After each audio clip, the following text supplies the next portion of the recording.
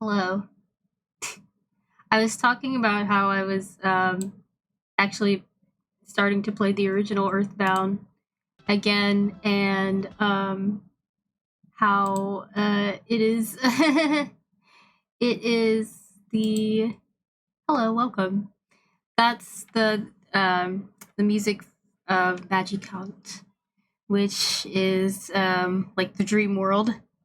And I haven't gotten to that part yet because as I was talking about before, the beginning of the game is very mean, and you have to grind to even go anywhere.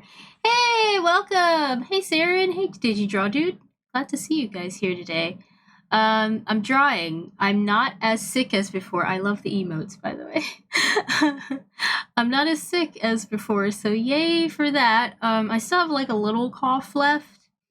And sometimes a little bit of like nasaliness, but for the most part, I should be good. So I shouldn't be like coughing all the way through. Fingers fingers crossed. But we're gonna be doing some inking today of the comic, and I'm gonna do some Mario Galaxy music. It should last for nearly the whole time, but if it doesn't, I'll take suggestions once it ends. But yeah, thank you. I'm glad to be feeling better. So let's put on some Mario Galaxy music before my dogs start barking. Woof woof. So yeah, but yeah, that Earthbound Beginnings, I started playing it because it's for free on like my Switch. And yeah, it's as mean as I remember it being. Because I was going through pretty easily, and I was like, oh yeah, this isn't as bad as I thought. And then like I get past a bridge and everything starts like one-shotting me, and I'm like, I should have stayed in the beginning area. Oh no.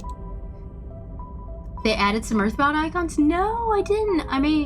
I may finally change my Kirby. I'll look into that. Thanks for letting me know. Let's get that scene up. Here we are. You sent them on Twitter. Oh, okay. I haven't checked Twitter. Whoops. Yeah. I'll check Twitter sometime then.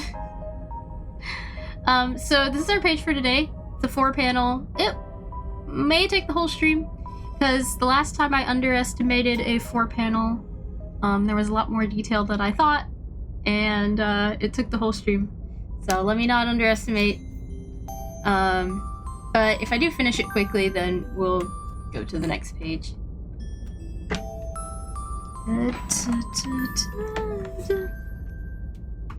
I hope you all are doing well this Wednesday. I'm finally warming up a little bit. For some reason, I had a chill and I couldn't get the chills out. Ooh, scary. But yeah, I'm feeling a little less chilly now. Hopefully I warm up. And this weekend's gonna be interesting. I'm gonna be at a 3-day event. So, I don't know what that means for our gaming stream. I'm probably, like I said, I'm probably gonna have to cancel it this week too. But I may try to make it up. I may try to make this one up for like do another day of a gaming, and turn it into a gaming stream, or we'll see. two streaming days in 1 week. Like next week, 2 streaming days. No, well, it's normally supposed to be 2 streaming days. Like 2 gaming streaming days and 1 normal art day. I don't know. Let me stop stalling and start inking.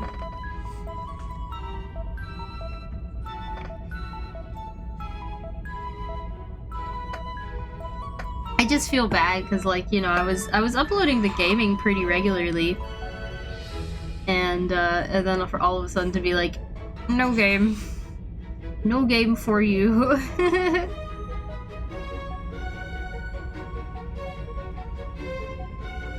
so I have some interesting news. On behalf of the Final Fantasy VII Rebirth fan club, facetiously, of course. But okay, so I got the game. I have the game, and I have the art book. I have the stuff. I don't have I don't have the system to play it. So I haven't played it yet. I am trying to avoid spoilers, like, I don't know, like a DDR player. Like a DDR player hits the buttons. That's how I'm trying to avoid spoilers, and it's been very hard. But I'm supposed to, I did put an order down on one that was slightly on sale, and I'm supposed to be getting it, later this week. Probably, like, when I'm going to be at the, at the event, so I still won't be able to play it, but yeah. I've been not good enough at, like, not seeing things about it, because everyone's like, it's amazing, it's the best game of this year. This year just started, but it's the best game of this year, and I'm like, shut up, shut up, shut up, shut up. If it makes me feel better, I can't play it till it comes to PC. No, it doesn't make me feel better, Saren, but that sucks too, because you're gonna have to, like, try and avoid spoilers for a whole year. And I wish I had your strength, because I you know, if I were a little more patient, I would wait till it got to PC, because I have a good PC. And if it's not good enough of a PC, I add a part, you know? So, yeah.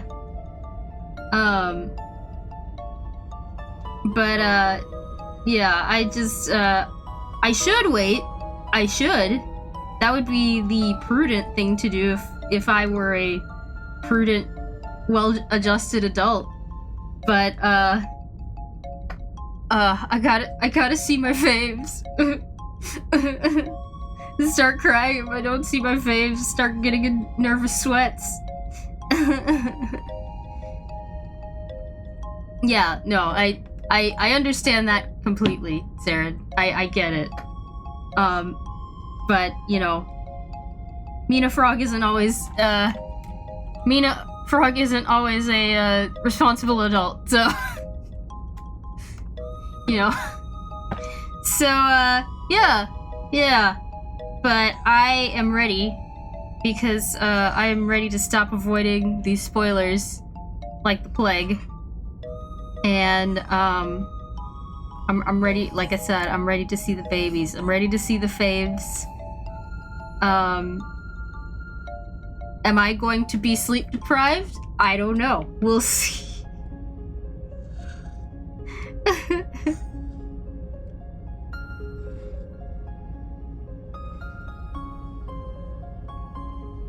Speaking of frogs, I've been making more frog charms, and this set came out really cute. They were so cute, in fact. I was joking, not joking, and saying that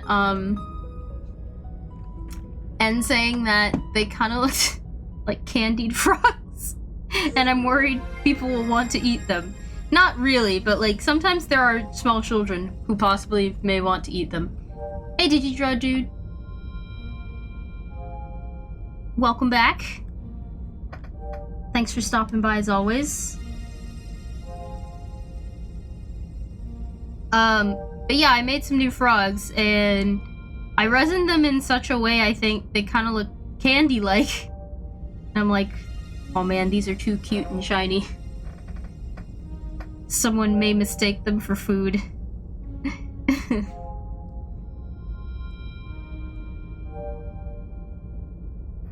But, I did like a kind of experimental set.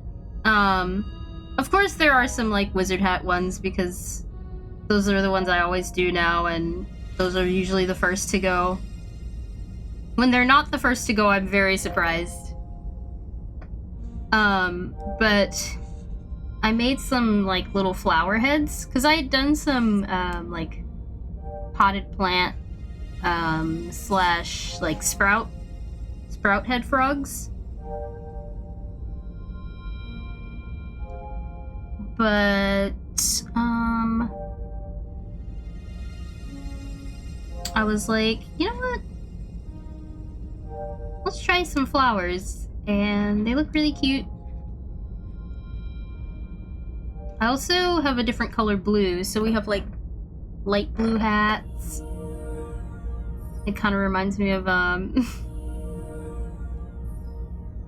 Hobbit, because they like in The Hobbit they always describe Thorin Oakenshield as like the one with the little light blue hat. Then in the movie they made him like super cool and manly, which I was actually okay with that change because Thorin Oakenshield in the books kind of like you kind of want to slap him the whole time, which, you know, it's good for character development later on because, you know, you end up liking him near the end. But that was one thing I didn't mind changed in the movies. You know, nearly everything else, like the whole like lengthening of the movie, I did not agree with, but, you know, I've gone on that soapbox before. I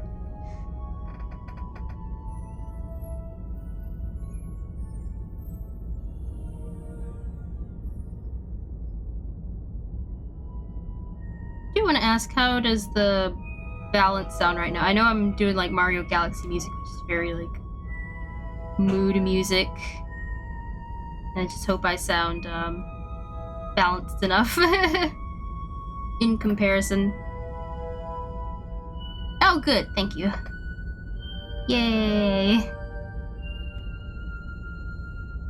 I like it. I could just, honestly, I could fall asleep to this music. You put this music with some like white noise. When the Mario music hits just right. Gosh, how old is that meme?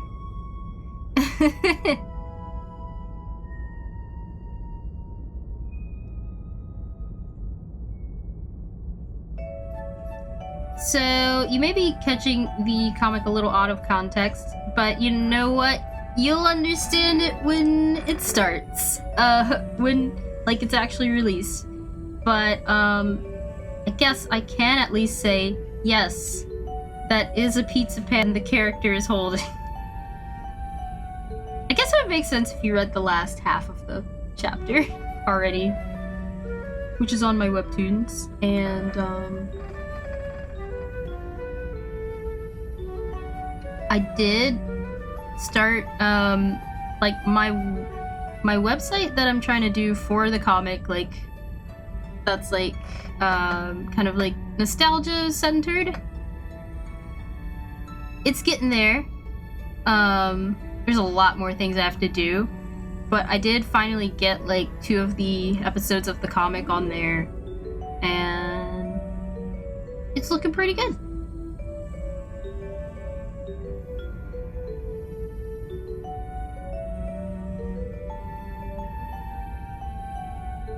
I do eventually want to get kind of cutesy with the website that I'm building, because right now I kind of have it set up like how the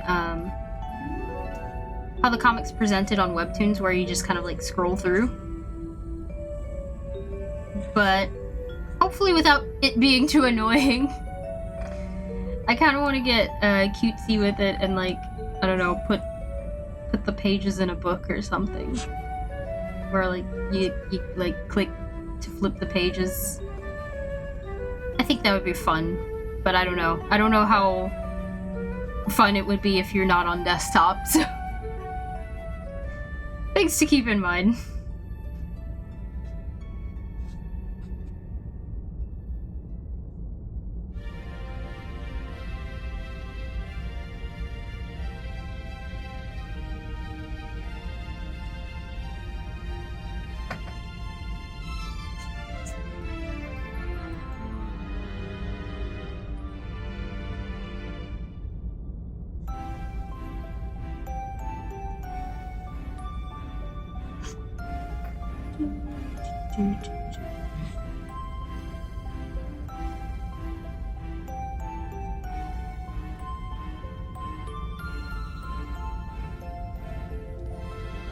So, I was going through quite a few of like my old games and whatnot, and I rediscovered my Switch. Not my Switch. Yeah, my Switch is right there. I rediscovered my 3DS, and I was like, oh yeah, I love, like, why don't I bring this thing more places? And then I remembered, like, as much as I do, like, the XL one doesn't quite fit in my pockets, and I do have to carry it around in a case, which sits in my purse, which makes the purse a little bit heavier. And it's like, okay. I just remember my DS, like, the one that I put, like, the Kingdom Hearts skin cover on being so convenient. And I do like that one, too. That one still works. But, it has a really... That one in particular, that 3DS has a really bad habit of, if I sit it down the wrong way, or if it, like, sits the wrong way in whatever bag or carrying case it's in, if it, like, bumps something, it will die. So, like, any progress I had on that, it was, like, gone. Like, I have a story, actually, that hopefully I haven't told in a long time. When you upgraded to the 3DS, yeah, right? It's just like, that sucks. Like, you can't carry it around anymore. And I was kind of sort of feeling that way with the Switch. I was like, it's portable, but I can't really, like, carry it around. I can bring it with me in, like, a bag or something. But then I was like, oh yeah, my 3DS XL actually did have that same exact problem, so... But I did rediscover a game on there, which was, like, the Happy Home Academy game, which, I really do enjoy it. It's like lets you fully customize like different animals' houses and spaces, and it's really cute. Only problem is they don't really have a way to let you save midway through, so you kind of have to either like you have to either pause your game and just have it idle and have it like on a charger or something, just in case you forget about it, or you just let it run. Like, there's no way to save like midway through a build. So that was one thing I was like, oh yeah, this is probably why I stopped playing it, because it doesn't let you save like halfway through a build. But I did have fun with it, and I saw like some of my old builds that I did on there, and I was like, it was really cute. And I see what they like. I saw what they improved upon for like New Horizons, because you know, at the time I had forgotten about like all the things they added from then to New Horizons, and going back to it just reminded me. I was like, oh yeah, they added a lot. But it was that game they started like the whole like ceiling bits and that kind of thing. I think they don't have all the features in New Horizons. You have to like buy the DLC to get all the features, if I'm correct. I think that is correct. But yeah, it's usually like a DLC thing, but I was like, man, this is really cute. I could spend way too much time on this. So yeah, I've been opening that up every now and then. But yeah, speaking of my story with my smaller 3DS,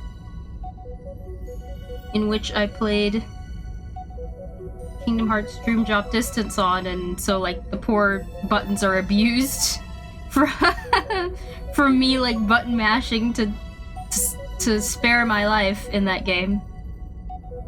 I love that system so much. But so true story, because of the glitch that one has, I had beaten the game already, but I wanted to beat it a second time to try and get like the secret ending. So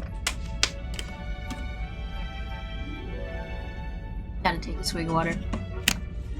So, I got all the things I needed for the secret ending. And then I went back and re-defeated the final boss, which is for me, I know some people are probably like, so easy. But for me, the boss at the end was very difficult. And, you know, it took me a while. It took me a while to beat it the first time. And it didn't take as long the second time, but it still took me a while. And so when I beat it, I was like, yes, I've done it! Like, it was like in a car ride. And we had gotten back home, and I was like, yes, I've done it, now I can do the little, like, it's like a mini game you have to play in the credits. And I did that all correctly, and so I go and sit down, I place my 3DS on the counter, and then I placed it at an angle that it did not like, and it just went and died, and it didn't save anything. And I was just like, no.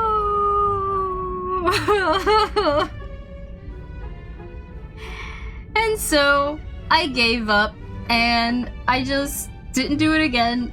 I pulled up YouTube. And typed in secret ending and watched someone else do it and saw the secret ending. But yeah.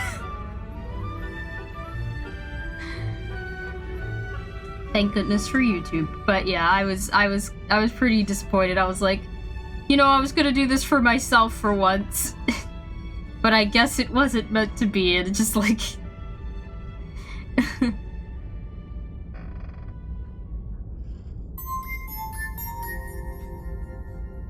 it's just funny because at the time I was really into trying to like getting all the endings myself and trying to like play the games more myself, and it was just like after that I was just like, nope. Can relate, you beat the game, did the mini game, and then died. You had to put it to sleep. No! I hate that. Oh.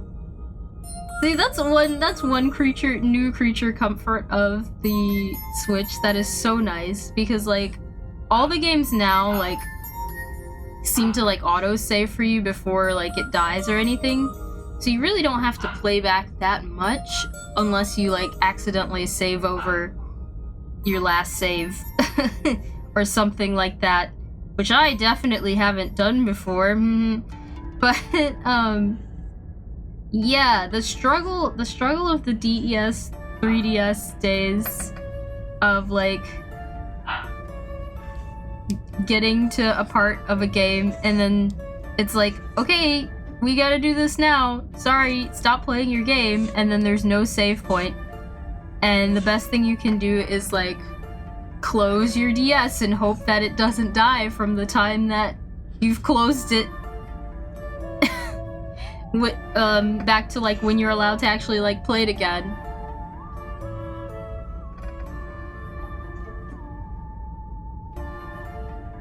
And honestly, I think that's what made when I played the remake of like Super Mario RPG, that's what made it feel so easy, because like half the battle is just fighting your save points, you know. You know, you take that away and it's a lot more easy and fair game, you know.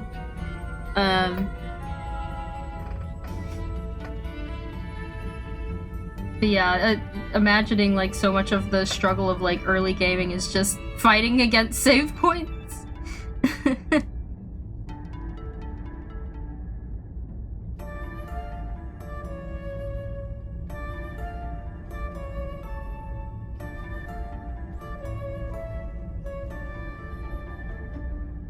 So this is an interesting angle I did here for this shot, and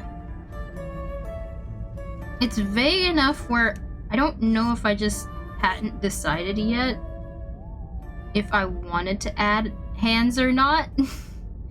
But it usually looks better when I add the hands, so we're gonna at least try to add like the thumb on the end here.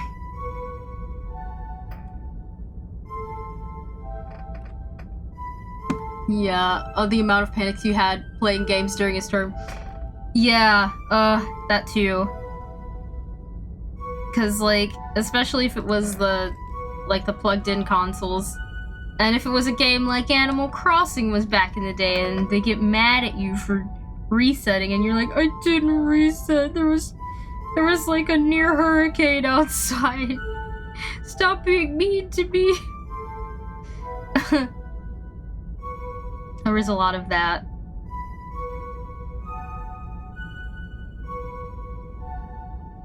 But also the thrill of, like, having a portable game system and seeing how long you could get out of it as it blinked red. That was always interesting. I did that a lot of times on, like, long trips where, yeah, it was like definitely about to die and I'm like, let's see how much of this game, like, cracks knuckles. Yeah, let's see how much of this game I can get through. And especially if it's, like, the Switch is actually crazy about that, because, like, if you're playing a game that's not, like, one of the heavy hardware ones, and it starts blinking red, you can maybe get an extra hour out of it anyway. When I was crazy about that, like, the Picross game on the,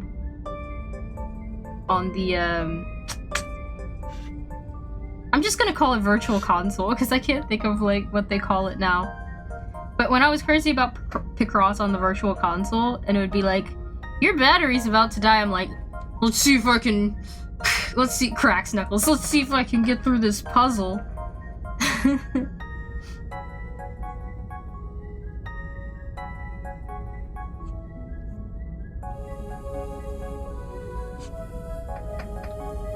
Very serious about my Picross.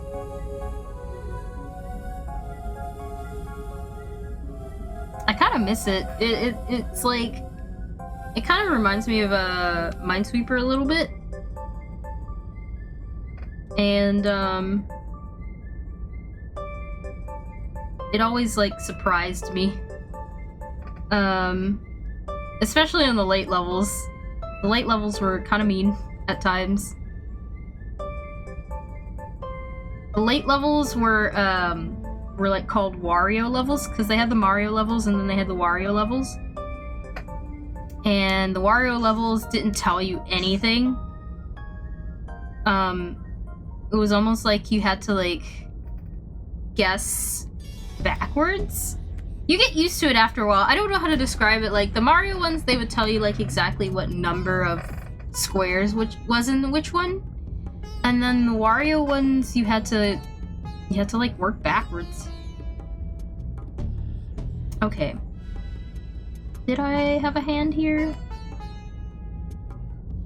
Oh, it's that Nintendo 64 remix that they did in Galaxy. I love this track so much.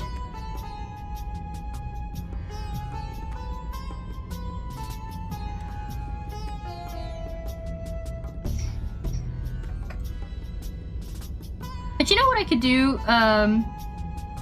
This is, like, you know, what my friend does for games as well, but I usually don't replay video games, but if I am missing the cross a bit, I could just make a new save file.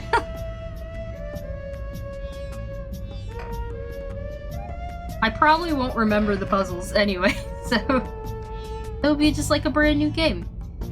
Now, I will have to put the symbols in. Do I want to go back to the last page to do that? Should I spoil the last page? We'll go back to it. This isn't set, so I can just kind of do that.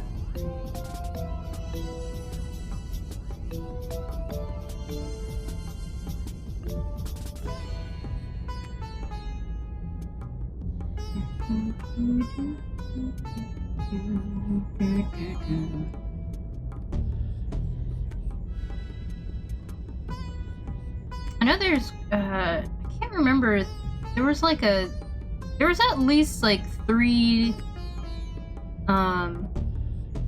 classic Nintendo 64 like Mario songs that they had redone for Galaxy. And they were some of my favorite levels.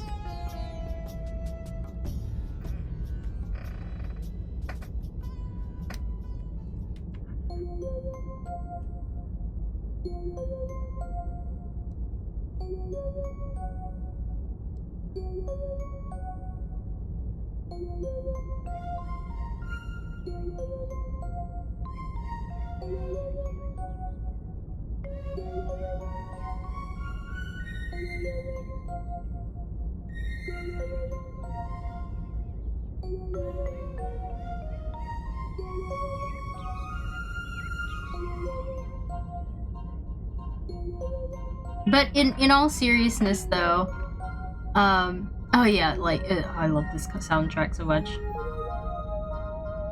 In all seriousness, though, so when I do start playing Final Fantasy Rebirth, what should be my policy? Like, should I just do like a 3-minute disclaimer, like, I'm going to talk about it. Please mute me for 2 minutes.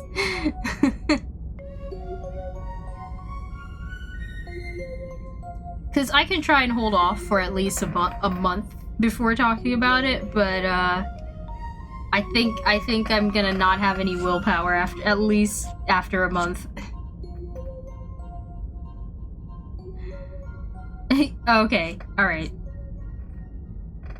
I will be sure to do my disclaimers as I normally do.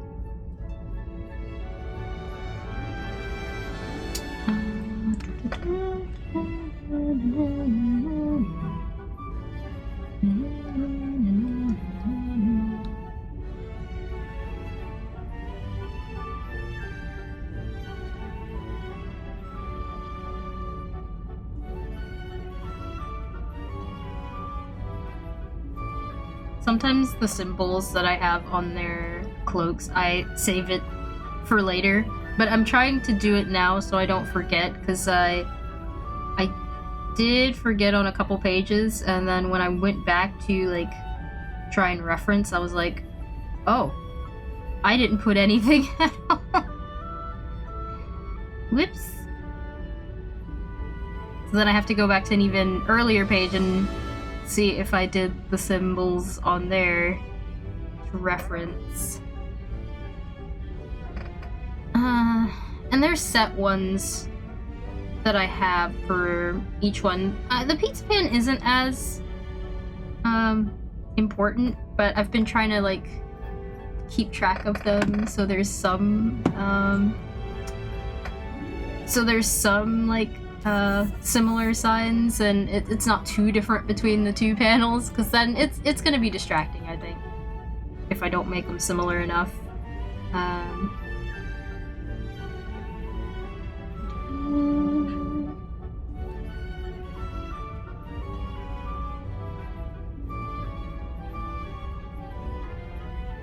But yeah, and but yeah, for Rebirth, I ended up getting the set with the art book, which was actually a really good deal this time, because the art book they put out was like, maybe had like 3 times more pages than the last one. And then they give you like the casing, the nice case, which I never use. I just put it up as display and I'm like, ooh, pretty. And then let me see, it would probably be the same markings, wouldn't it? Yeah, okay.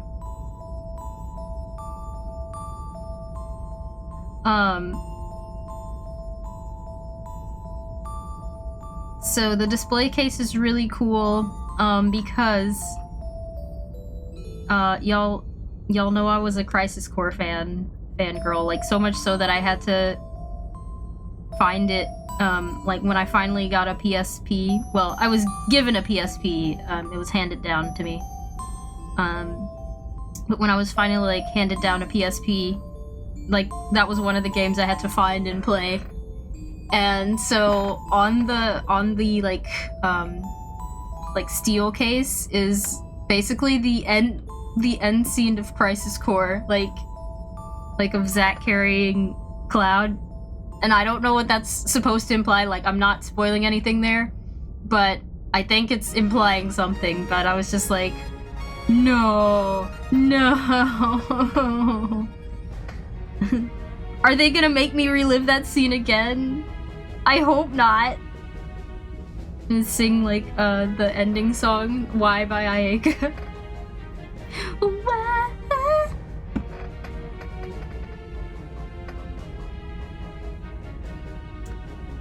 But yeah, if they make me go through that again, I guess I'll just have to go through it again, won't I? But yeah, it's on the steel cover, and I was just like, oh.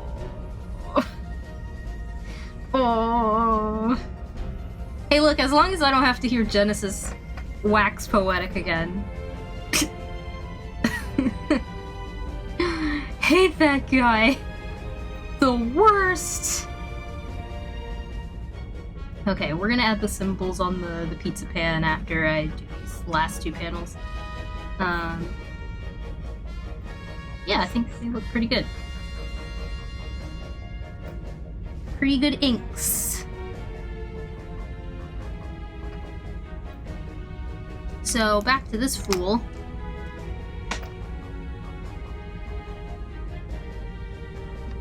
I have many issues with Crisis Core as much as I loved it, and Genesis is like half of them. No, I feel that. My issues with Crisis Core are Genesis, and then the side quests. Which, I mean, are fine. Like, you get good items out of them, but dang, them side quests are boring. It's like all the main quest stuff is fun. But you kind of have to play the side quest to get good materia for the main quest, or you're just gonna get toasted. You're gonna get extra toasty. Now, I don't know if they changed that for the remake or anything. I didn't play the remake, but if you don't play those side quests, you're gonna get roasted toasted. So, like, play the side quest, but man, those side quests are boring. I was like, oh, this is what it feels like to pad a game. I had forgotten this feeling. It's like, I've been spoiled. So many games are not like this anymore. But, yeah. And then, like, some of the side quests, too, you get some, like, unique, phone dialogue.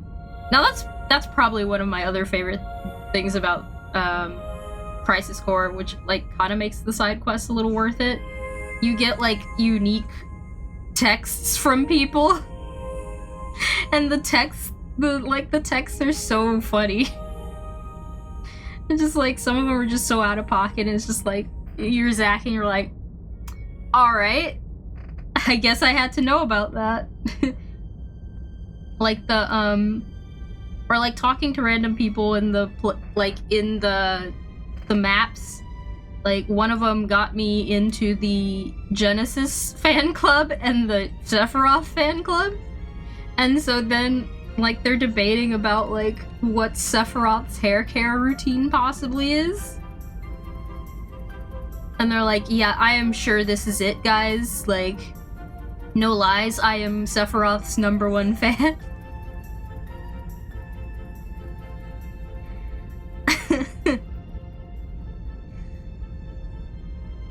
And you're just Zack, and you're just, like, just lurking in on these fan clubs. It's like being in, like, a Discord server and never saying anything, but you know what they talk about with Sephiroth. Oh, thank you, Mario. Blessed Mario voice. But, yeah. And then and then, yeah, of course, the Genesis fan club, and they're like, he's so deep, and I'm like, get over him, guys. He is the worst. I work with this man. I can't stand him.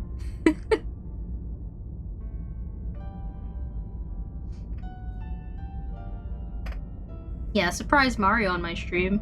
Welcome to the stream, Mario. Surprise guest. Let's give a round of applause for Mario, who decided to drop in to.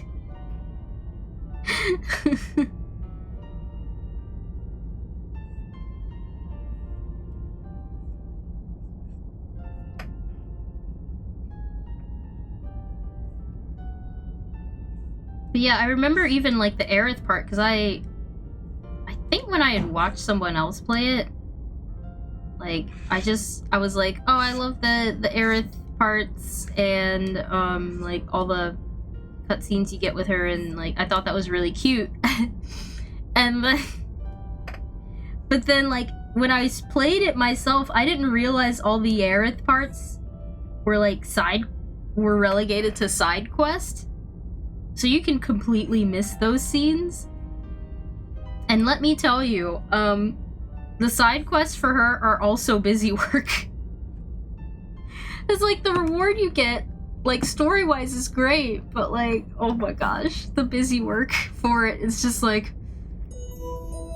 let me get back to the main story kind of like gameplay. Why are you torturing me like this? So yeah. Fun times playing Crisis Core.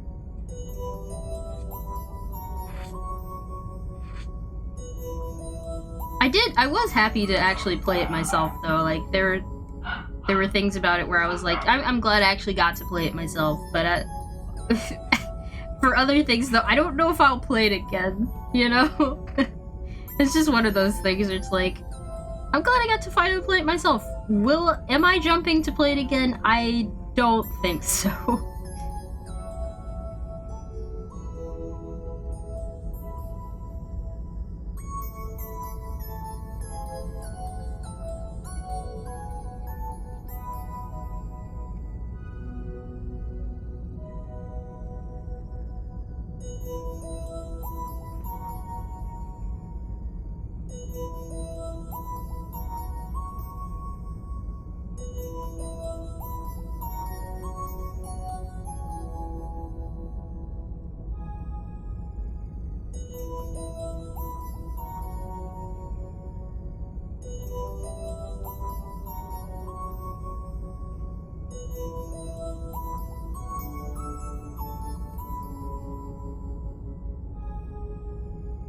So yeah, the reason I said this guy is, this villain, in the last part, there were a lot of panels with him in it, and, the way I wrote it, I did write it this way, but it's interesting having to draw it now. I am stuck with many more panels of him. So I'm like, back to drawing this guy again. It's like, oh, yeah, you're saying you love Crisis Core, but you'll never play it again. Yep. That's how I feel. I also kind of feel that way about, Kingdom Hearts 358/2. Which is why I would love, like, a proper remake of it that isn't, like, that doesn't handle, like, a tank. Because I love that story so much, and so, like, I am torn on if I ever want to play it again, because I love the full story with the, like, the side notes that you get as well. It really helps flesh out the characters within the story as well, to see more than just the cutscenes. And, like I said, to me it's one of the best told Kingdom Hearts stories. And unfortunately it plays like a tank. And so, yeah, that's another game where I'm like, I really want to play it again, and then I remember, like, how hard it was to, like, handle Roxas around the stage, and, like, how much of a learning curve I had to finally move him around the way I wanted to move him around.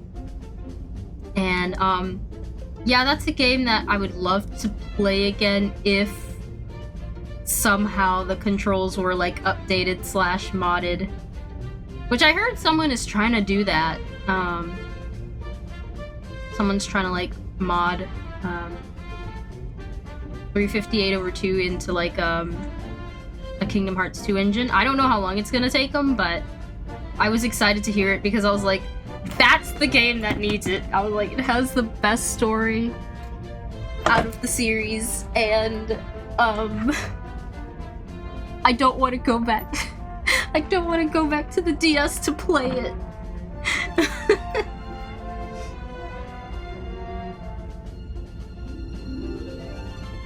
Specifically, the antlions in that game. The antlions in that game stole my lunch money and pushed me in the dirt, and I'd like to report them. It's like, I do not want to see those dudes again.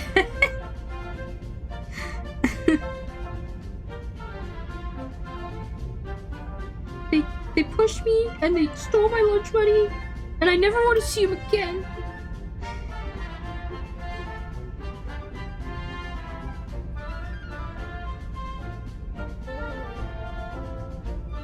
And like it's funny because the annoying thing is that like the next game after it, Recoded fixed a lot of like the control issues that they had in 358/2. So like gameplay wise, it's a much better game, but with the crappier story.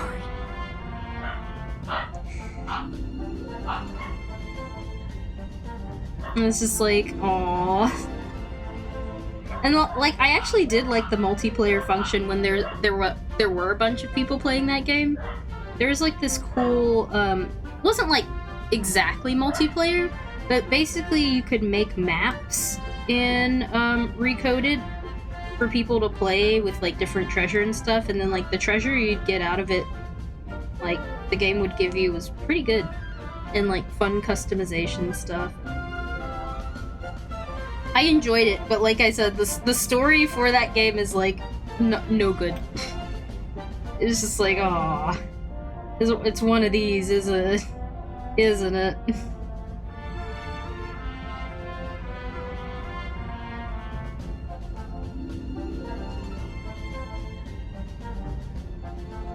Like, if you could take the controls from like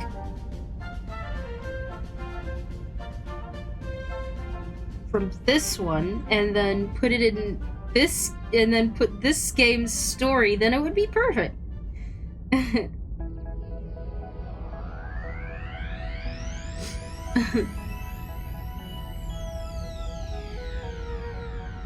Yeah, I think a lot of games at that time, I don't know what it was at that time, because I think 13.2 had a similar thing going on where it was like, you did all this stuff, but it didn't really mean anything. You know, it's just like, oh, okay, thanks.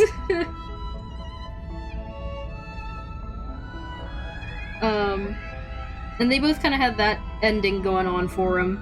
I don't know if they came out around the same time, but I feel like they did. But yeah, they both had that issue of like, you beat the game player? Well, it meant nothing. Okay.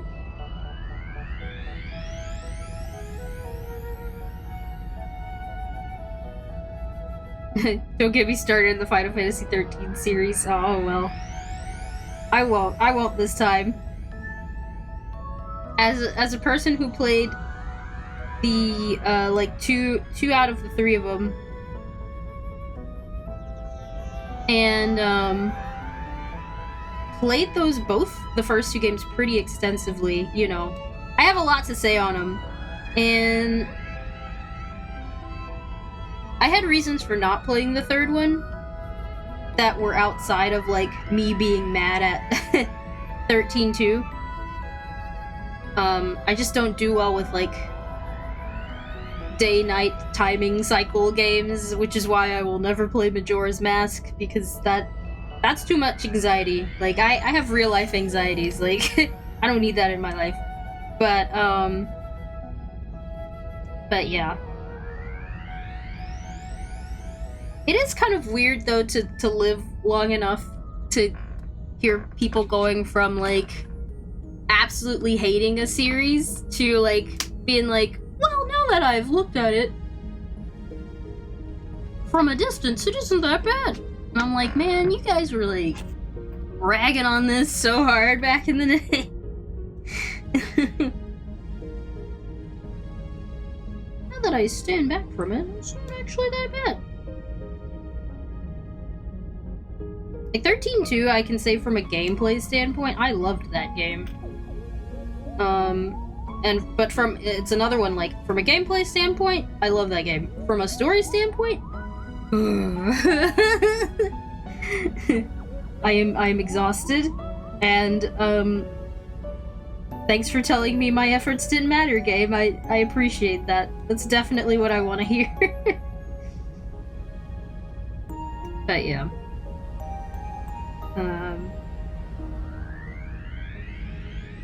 Interesting things that nostalgia and time away due to people's perception. I usually talk about this a lot in relation to like Phoenix Wright and like Apollo Justice in general, because that's probably one of the bigger ones for me. Between that and like Star Wars, the prequels, kind of like that vitriol being turned into actually, it wasn't that bad. I changed my mind.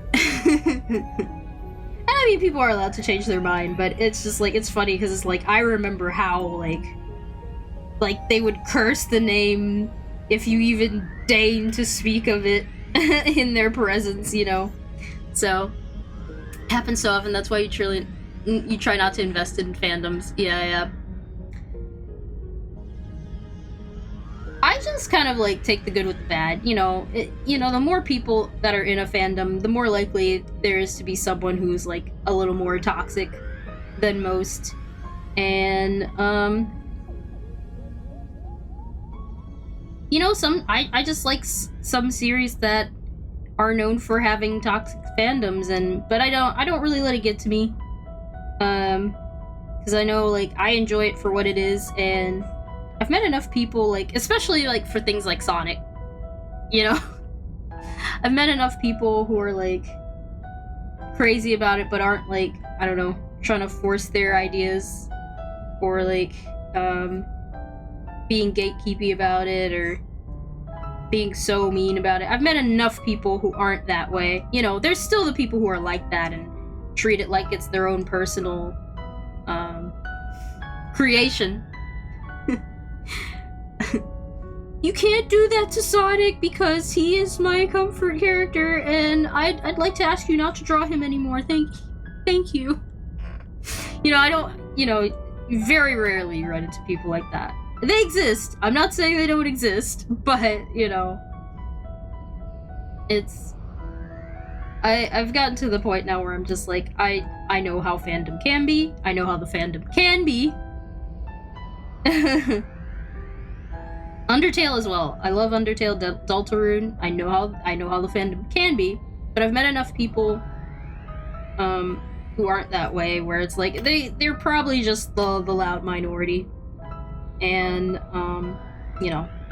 don't let it ruin like your fun for the fandom. They do exist, yeah. They do exist. By the way, you shouldn't ship those characters together because that's problematic to me personally. It's just like, okay, they're not real people. I know, but it's problematic. And I'm like, oh my gosh, they're not real. I am aware they are not real, please. Vampires do not actually exist, okay? I am aware.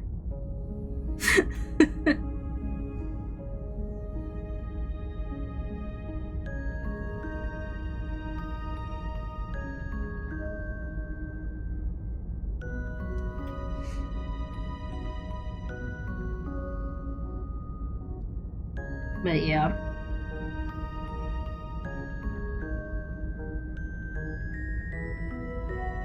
I think the only time it's like hard to get over things like that is and I don't know, I've seen people deal with it in different ways, but for me the hardest thing about fandom is with like finding out the creator is a dirtbag and are just like generally not nice to people, and you're like, man, I really admired this character they wrote in this world that they made, and just to find out they're like using now their life's work and money to like harass people is just like, yeah, it's not, I don't know. That's what, for me personally, that's what makes getting into fandom hard, because like if you find out later that the person you were idolizing is the worst TM, it's just like how can I still enjoy this? It's like I do for the characters and the world that it made, but like at the same time I shouldn't like financially support this person. It's just it makes it very tough, I believe. Which for me that's one of the harder things with fandom.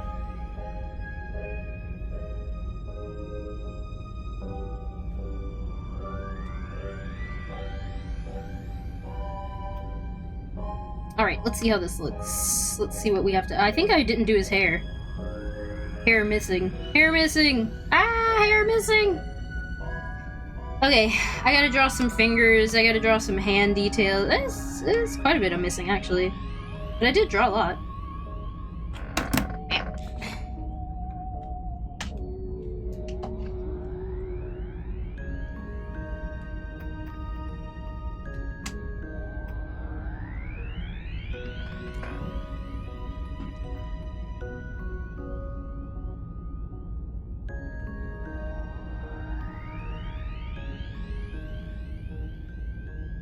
I'm trying to see what this is supposed to... I think I wanted to do, like, this is me implying, like, lightning bolts, so I wanted to do, like, the lightning effect, so, I'll try and keep that in mind. Like, what's going on here? What is this?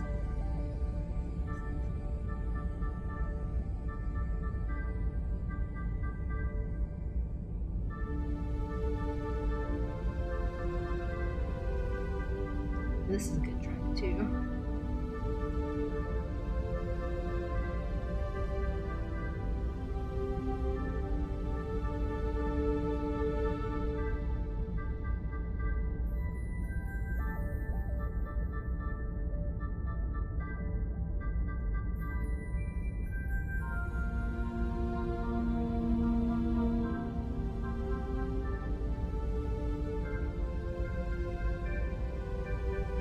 His buttons here and clasps.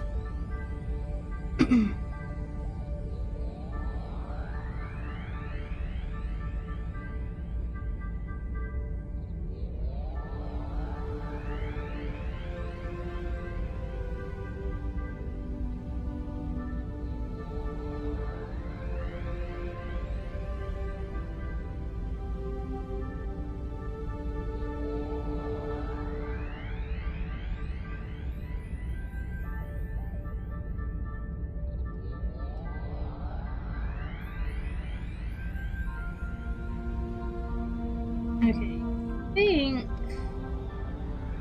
this is supposed to go up, maybe?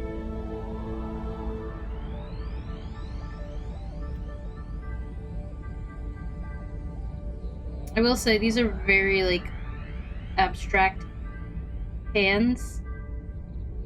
They don't look bad, they're just very abstract looking, and so I'm not sure exactly where I wanted to go with this.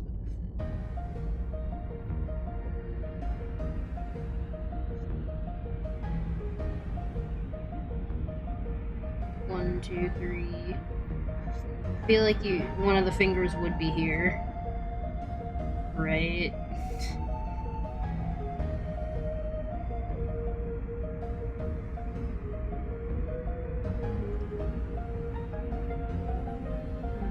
Grass here.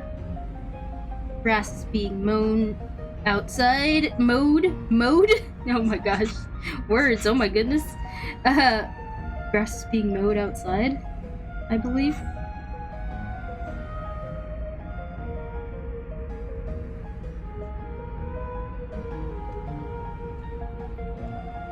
Words, can I speak them? Words are hard, yeah.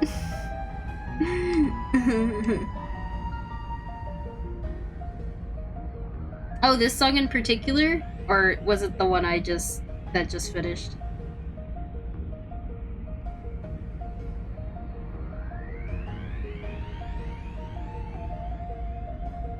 Oh, okay.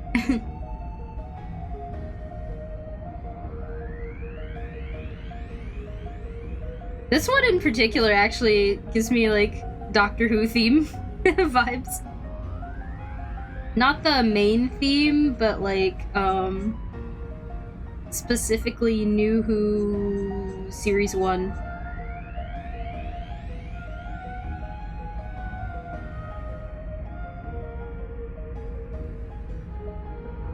I could hear the, like, singing to it as well.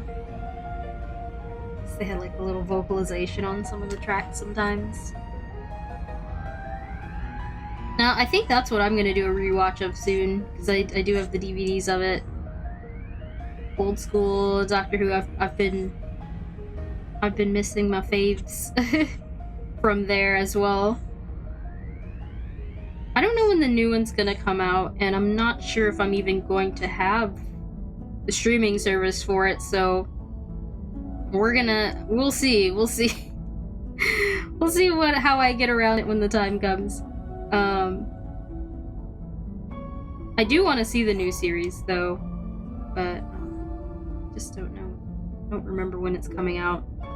I think May or something like that.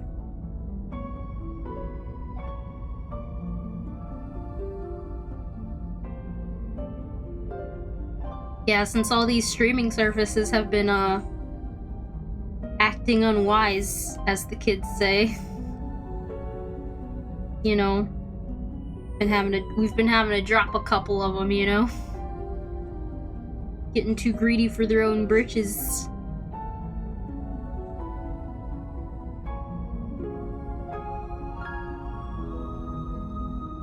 So, we'll see. Hopefully I'll be able to watch the shows I like.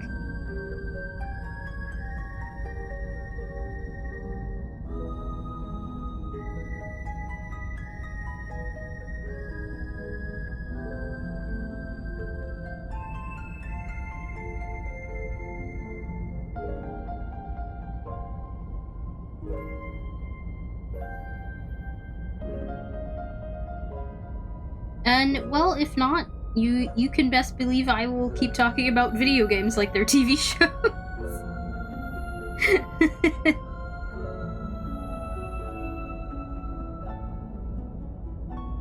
Like, video games is one of the things I don't think I'll be able to leave very easily ever in my life. Oh, you no longer support any streaming services. Yeah. I'm trying to think. I think we maybe only have one left, and then like the free one, like one that's paid for, and then we have the free one. I can't think. Is it like, I can't remember if it's like, if Tubi's free or Freebies free is free. Oh my gosh, words. I think they're both free, but I can't remember which one we actually try and like look for stuff on.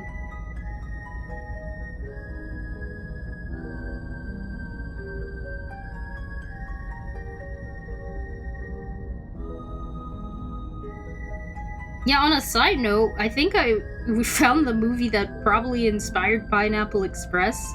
It's like Snoop Dogg's like weed movie from like the late 90s, I think.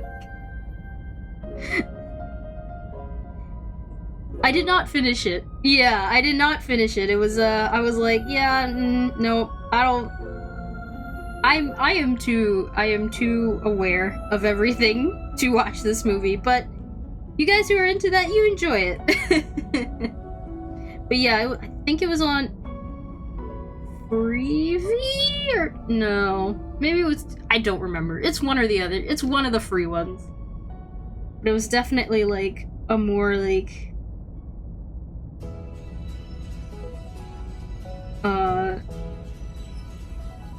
Snoop Dogg version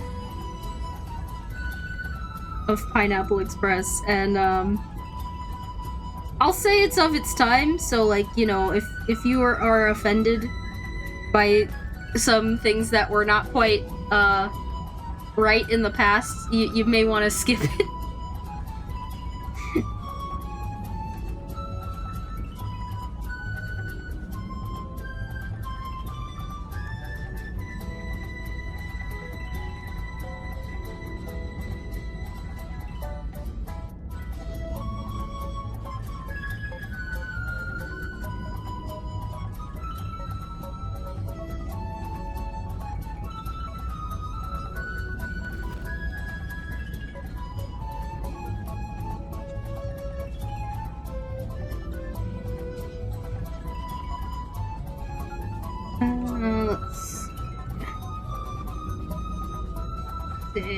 We got our close-up here. I don't think I made his eyebrows that thick though in the like first drawings of him, so I may check reference on this.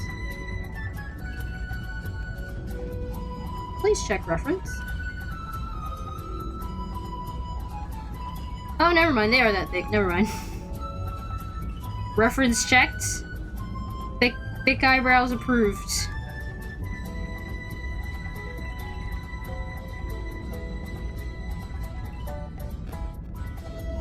This is why it's always good for me to keep my reference on hand and to actually check it.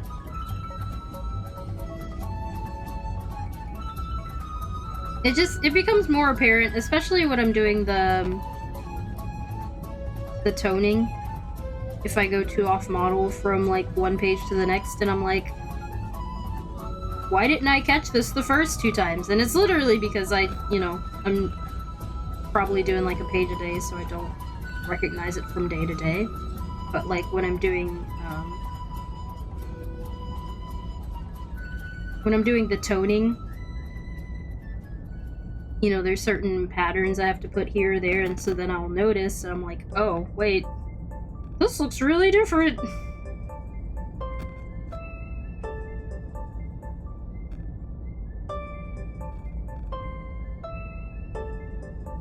Oh, whoops.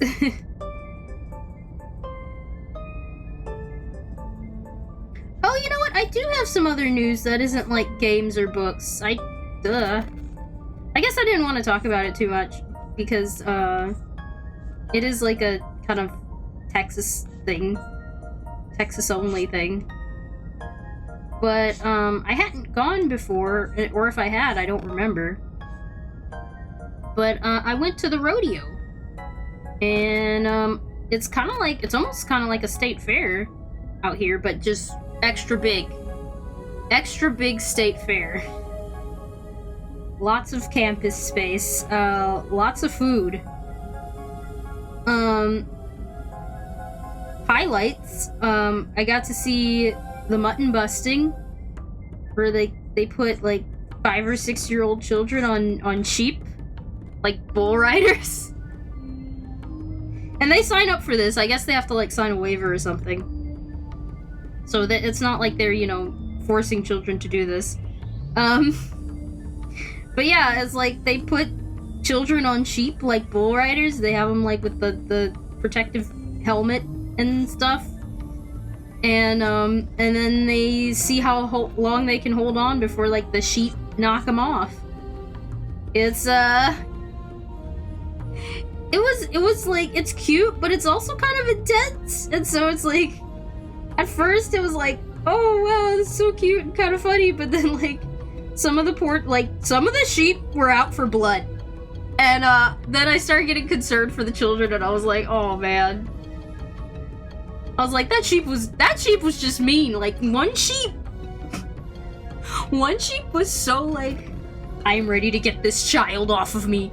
Like he just like head-butted himself into the dirt. And so of course the child is on there, and they both go like head first into the dirt. I was like, oh my gosh. Yeah, it's pretty terrifying at some points. For the most part, it was fun. But like, there were just some sheep that were just not having it. And we're like, I am going to shovel you into the dirt if it's the last thing I do.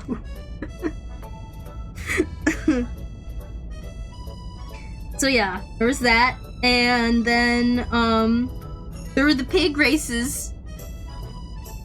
And they're like baby pigs. They're like pygmy or baby pigs. I'm not sure if they were pygmy or baby pigs. I'm not a pig expert. But, they were really cute, and they, like, run around this little track, like dash hound races. And, to get them to come out into their, like, stalls, because, like, they do stalls like horse races. Or dash hound races, and they put them in little stalls right before they go. But to get them to come out, you gotta go shoo. And then they come like running out, like, yay, here we are. And then they eat whatever snack is in the each pen or stall. And it's so cute. That is the cute. That was one thing I wasn't expecting to see, but was probably my favorite thing, because I adored pigs when I was, like, in, like kindergarten through 1st or 2nd grade. I, like, adored pigs. Being fully aware that they were bacon as well. But, so I kind of, like, had, like, once again, not even meaning to, but I kind of had, like, a childhood dream come true. Because at the end, the guy, like, came out with one of the pigs, the, like, baby pigs, and he let people, like, kind of take, like, fan pictures with it. So it's kind of like a convention where you have to pay to take a picture with the celebrity. So I paid like $5 to take a picture with the pig, and it's my new favorite picture now. I was starting to get a migraine, but, like, on the picture, you can see that I am still filled with, like, childlike glee.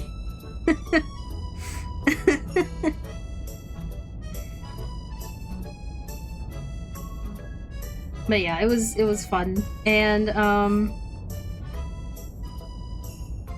then, there was something else other than the pig that I wanted to share, and now I can't remember, because, like, now remembering the pig is just, like, my brain's on that, and I'm like, it was so cute, it was perfect.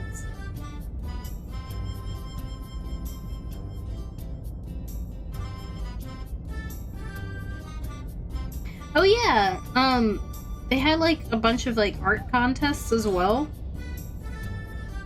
and so I got to check out some, like, kind of, like, livestock artwork, like drawings, and I think all of it was student work, actually. I was trying to see if any of it was adult work, but I think for the most part it was student work, and I'm just always amazed by, like,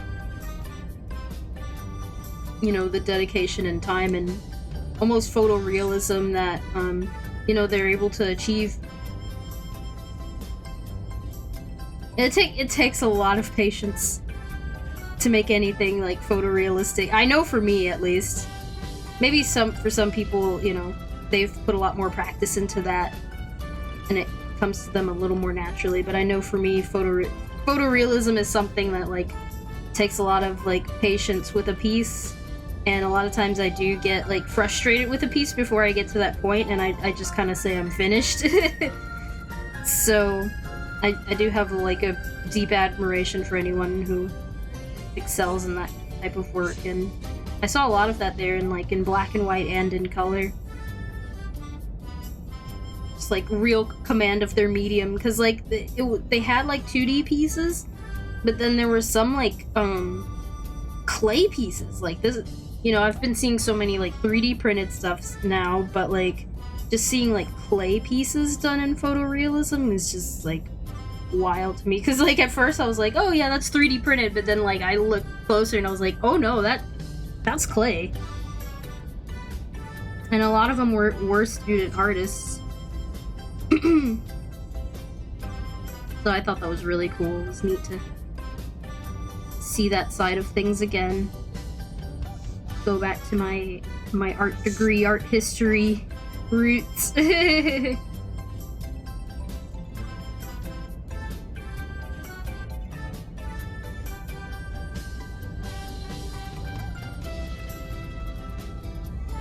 Oh, is that his hand? Did I want to put his hand in this shot? Dang it. Why did we want this? Why was this important? Me fighting with my past self. Why did we want this added? I do want to add, like, the scorch marks here and there.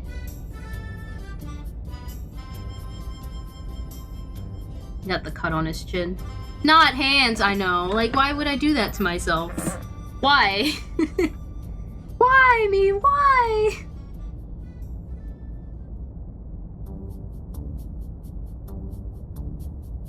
I'm worried that the sword is actually too thin in comparison to his face, you know? I mean, like, I could say it's a perspective thing, but it does, like, does look a little too thin, to be honest.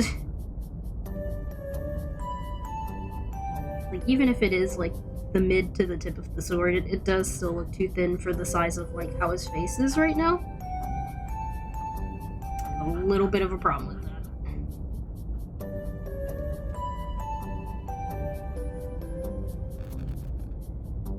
This track is really cute, too.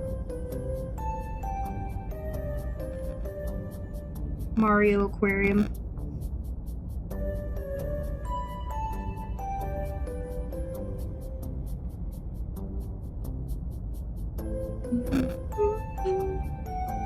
See how much I'm trying to avoid having to draw those hands? 'Cause that's something I'm gonna probably try and fix like 12 times as well. Like, oh man.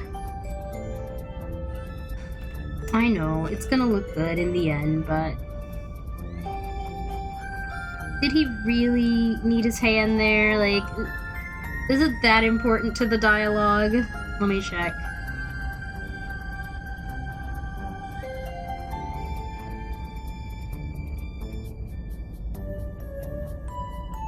Okay, it's kind of important. I looked at the dialogue.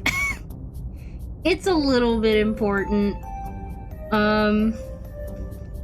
Just literally because of the line he says there. It's cheekiness. It's him being cheeky, and the hand's a little important.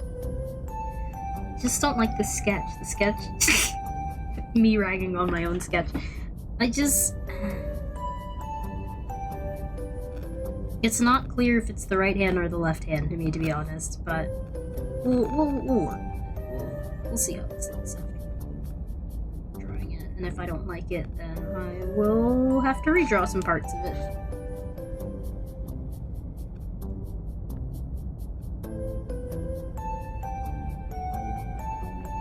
And Corin's hands are supposed to look kind of weathered anyways, so should put more like detail in them and whatnot.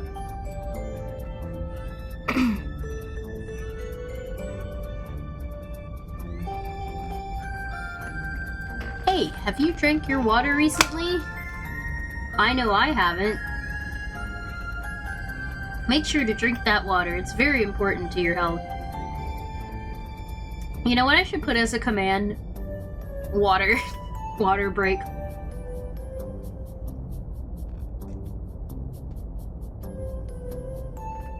Please drink your regularly scheduled bottle of water at this moment. This is your reminder to at least take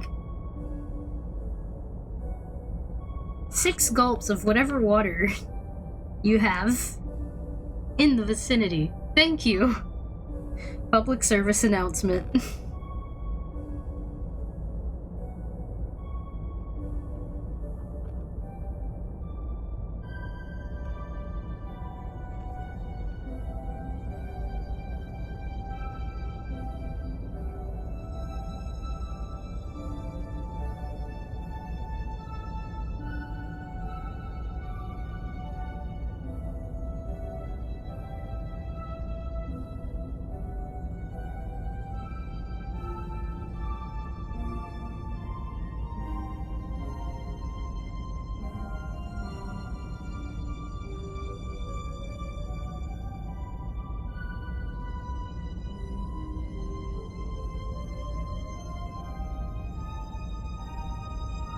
Alright, let's see the damage. Hey,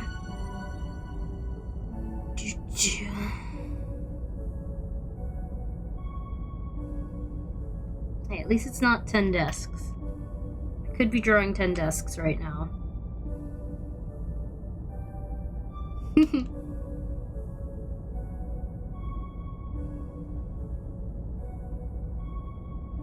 And that's when I decided I would never put a scene in a school again.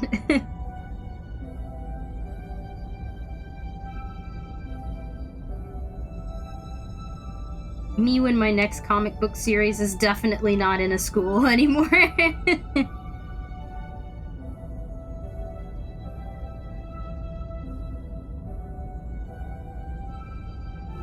We're not going back to that place. We're never going back.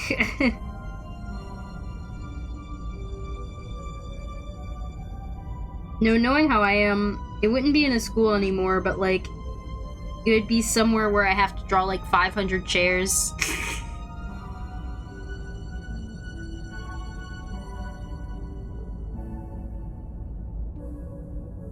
Or like it's set in the bar where I have to draw like the wine bottles all the time.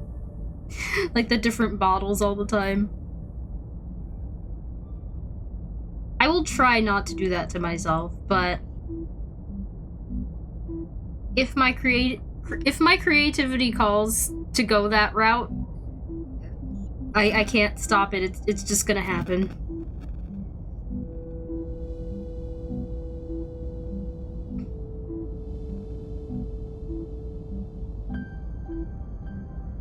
Alright. Cool. Did I have anything else on this page? Like, I could put the like lightning now. Since I knew that's definitely what I wanted.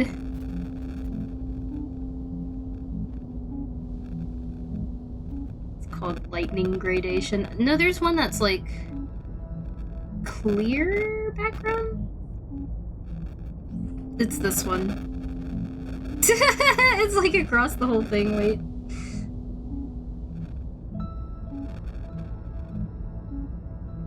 Don't worry, I got this.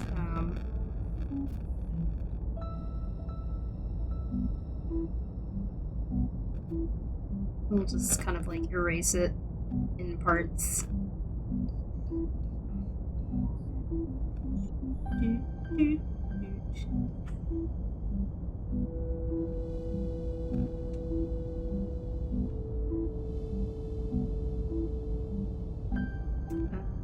This eraser's really small. Actually, I need this eraser just so we can get those like nice faded edges and it doesn't look like such a harsh drop off.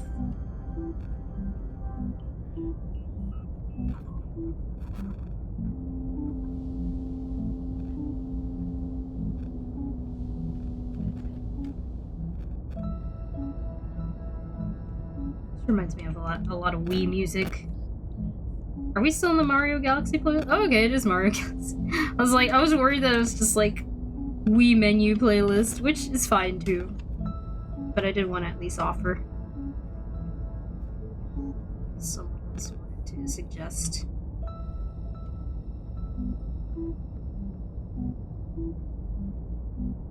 Still Mario though. Mario!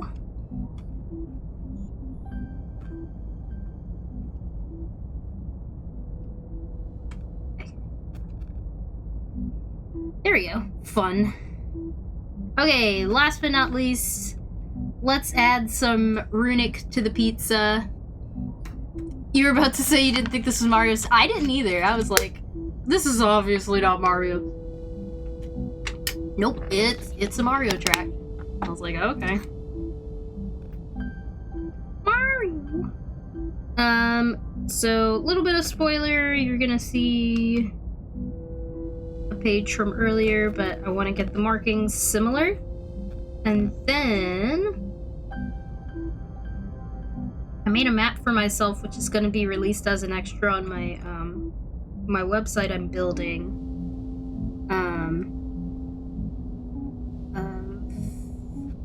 the symbols I use for Runic. So if anyone wants to try and play around with them and make stuff, I don't mind.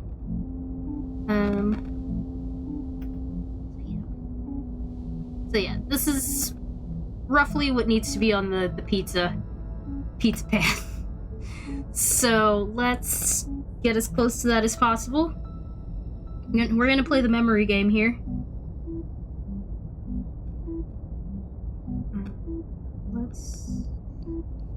Let's say that probably gets cut off.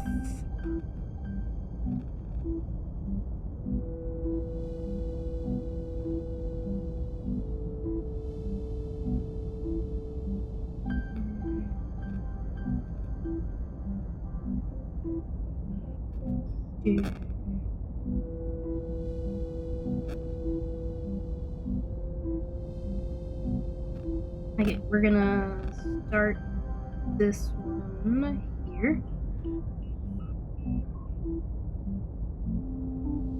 Oh, there actually was another working here. Okay. Trying to keep it as similar as possible. If it's a little different, that's fine.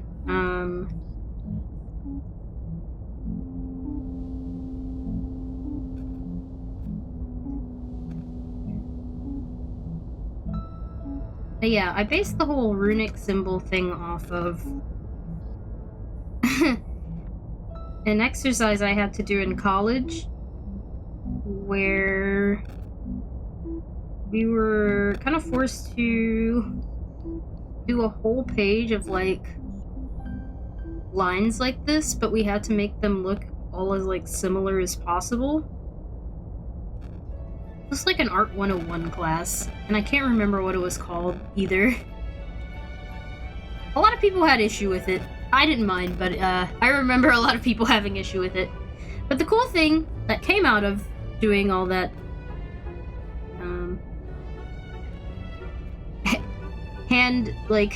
hand exercise work that some may argue was busy work, the good thing that came out of it is that it gave me an idea for my my comic that I did have an idea of at the time, even in college. Like I was thinking of redoing it. Well, I was redoing a sequel to it. And then, like I said, when I did this one, it's a reimagining of the original story, the one I did in high school. So anyway, there's a sequel to this story, but I don't know if there will still be a sequel to this story. Anyway, long story short, because of that exercise, I decided to make a new wizard mage specific language called Runic. It's not one-to-one to any like English alphabet, however. So the way I imagine it is it has these set rules and symbols. There are certain symbols that if you put together turn in, like, they kind of mean a whole different symbol.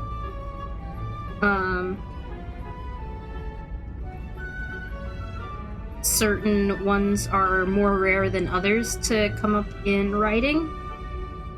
And some of them like represent the end of things, and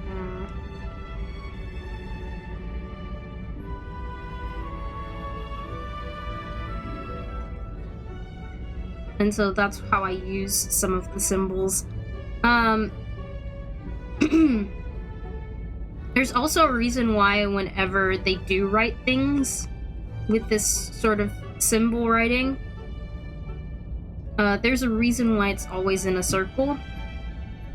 That's because when they write in this way, for the magic to be used or have efficacy, it has to be either in an unbroken circle or an unbroken shape. And then depending on how well or straight you draw said circle or shape with the runic, like all the magic elements you need within the spell, kind of determines the efficacy of said spell. So even if you do write all the things correctly and put it in the circle, if it's not a very good circle, or if you're not able to fit all the correct words within the circle, it may not work as well as someone who is more versed in that language. So that's why some mages will say, like, for Micah is probably the best example. Micah will be like, I can't do that kind of stuff. And so, like, if you're wondering, where it's like, why is Kira kind of like lauded and heralded as, like, you know, kind of a savant in what she does, it's because she can do things like this, and with not much room for error, with a lot of room for error for other mages, but it's not a lot of error in her case. So she is very good at what she can do.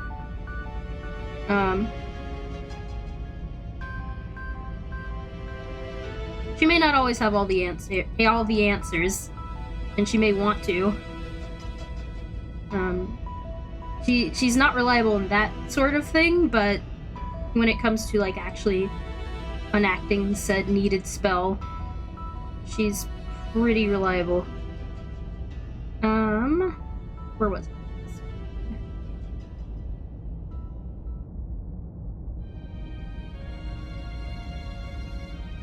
And then typically I can just make a couple markings here. And yep, looks pretty solid. Yep, lore! Lore drop. Princess Peach. Thank you, Princess Peach. Princess Peach.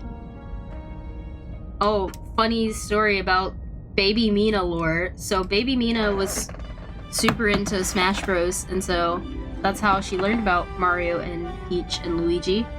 And so young me had made fan art of Mario, Peach, and Luigi, but I spelled Mario as Maro, Luigi as Luigi, and Peach as Petch. It was Petch all along. So I got a kick out of that. Alright, so page done. Petch and Link. Petch and Lonk, yeah. I shudder to think what I had named Link back in the day. So yeah, that's a page. How much time do we have left? Oh, we got about 30 more minutes-ish. A little under 30 minutes. I guess we can go to the next page. Do we have any musical suggestions? Because this is probably near the end of the playlist. Oh, we're close. Yeah, this is like credits music. So, if anyone has any suggestions, I'll switch it now. Oh, okay, it's this page. So this is the page we sketched last time. Well, that's on the channel, at least. Nope. Okay. I think I have more relaxing Mario music. Or we got some relaxing Donkey Kong country music, which is always fun. Donkey Kong. Alright. I'm taking suggestions. Mario or Donkey Kong? More Mario? Maro? More Maro? Or DK, which is what I specifically call Donkey. I never put full Donkey Kong in my handwriting. It was just DK. Alright, let's switch to DK music. I knew it. I knew it would be aquatic ambience. It's a really good track though. I can't fault anyone for putting this track in first. Like, if I click on a DK playlist, it better be aquatic ambience.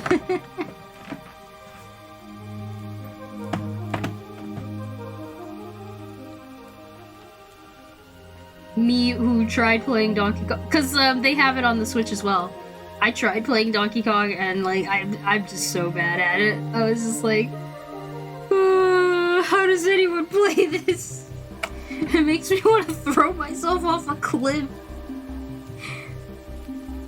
Kudos to anyone who plays that game really well, because it was hard. It's mean.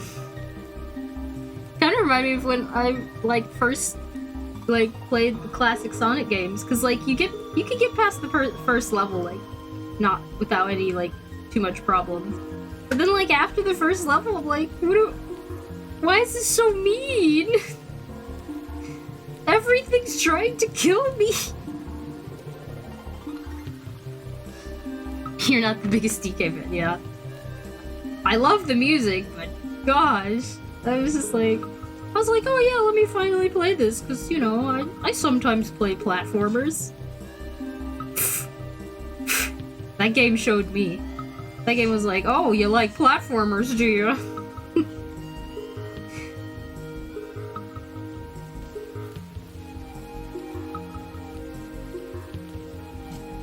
Let me show you how a real platformer platforms. Music is amazing, gameplay's too hard. Yeah, exactly.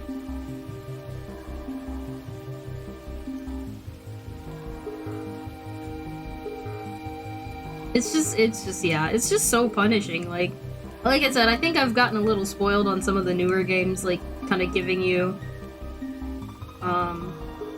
like lots of checkpoints and whatnot, so you don't have to redo so much. Donkey Kong Country is like, checkpoints, yeah, they're coming.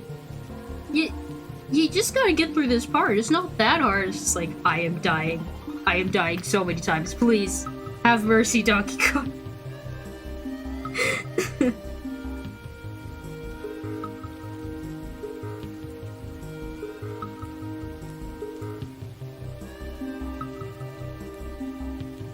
But you know, to each their own, because, you know, I apparently have patience for Earthbound Beginnings, which some people deem unplayable.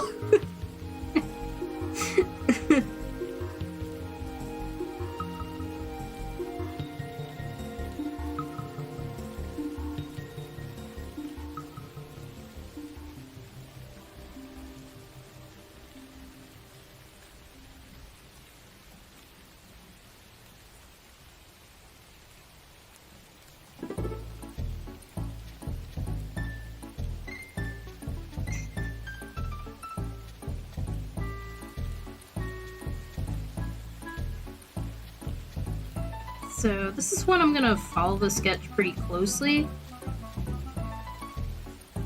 but then I'm gonna check the proportions in on it because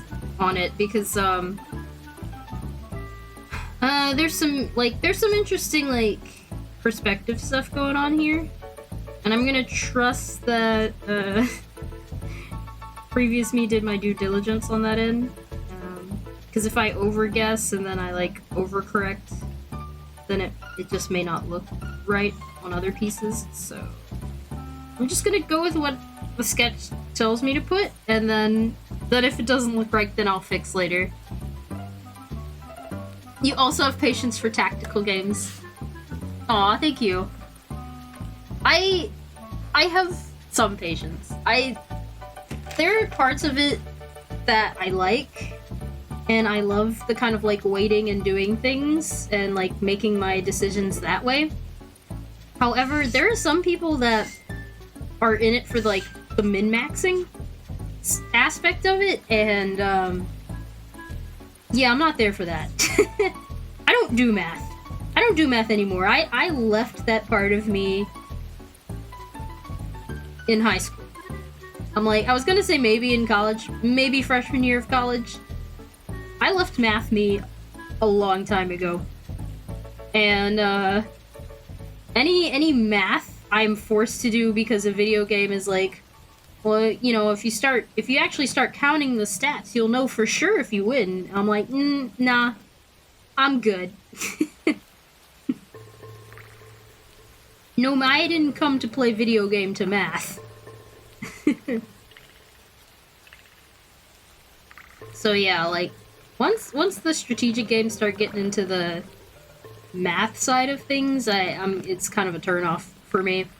So like if it gets like so difficult where I would actually have to start like stat reading, it's kind of a turn off for me. Your friend's that way with min-maxing and doing math and you just don't get it. Yeah. Like I said, I was like, you know, if I really wanted to, I could probably get into it. Do I want to? No. I'm like, I'm here to play a video game. I'm not here to work.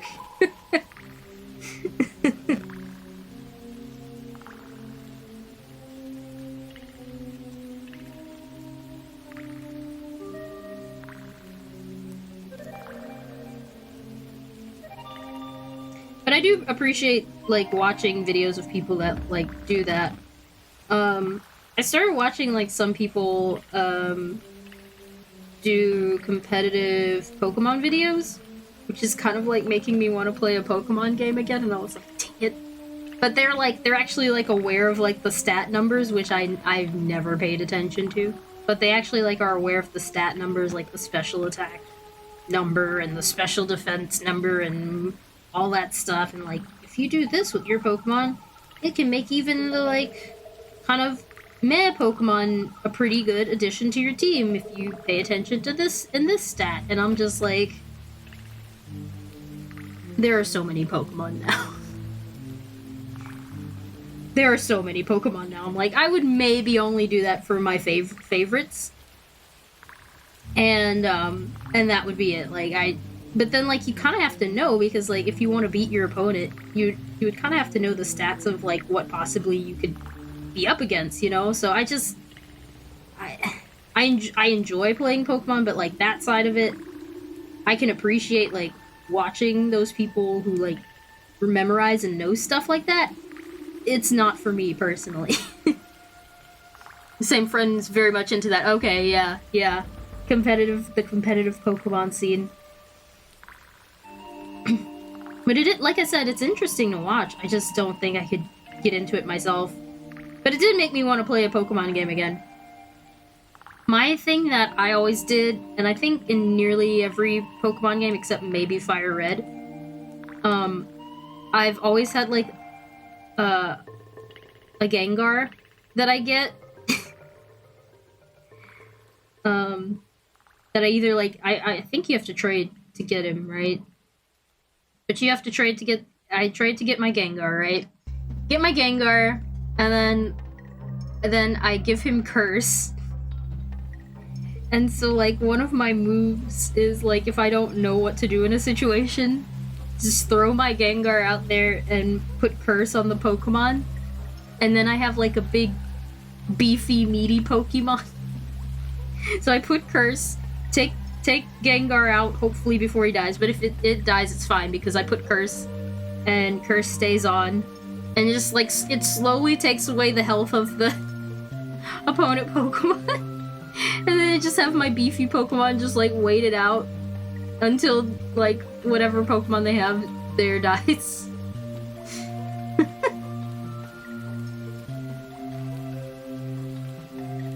I've cheesed some fights like that before.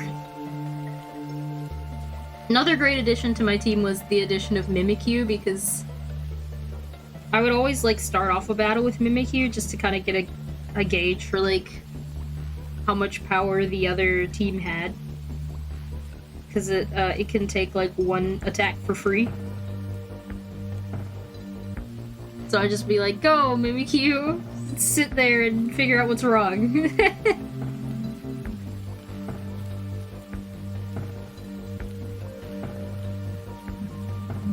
So those were my main go-tos. And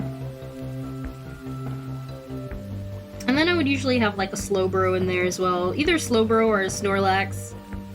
Just a tanky guy to just like sit things out, you know?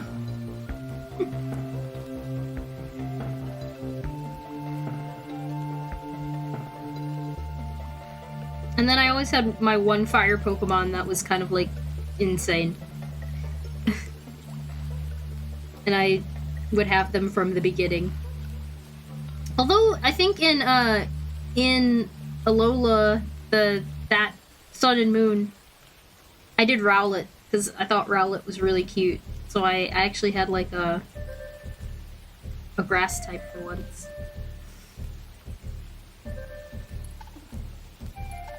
And then he ends up becoming a ghost type after all, so I'm like, well, you fit in with the crew now. I thought it was my influence that turned you into a ghost, but I guess not.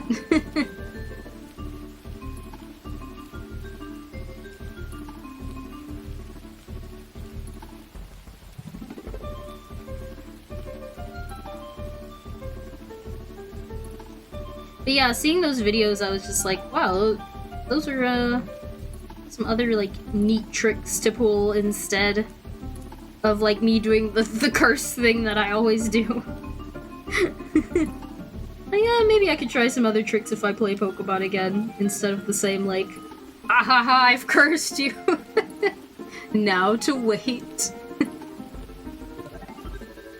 Which, like, the main game, I wouldn't do that, but, like, it was definitely whenever I got to, I forget what they're called, but it's, like, when you fight the, like, masters of the realm. I can't remember it right now. But basically, any of their Pokemon, I would just do that too, and I'd end up winning.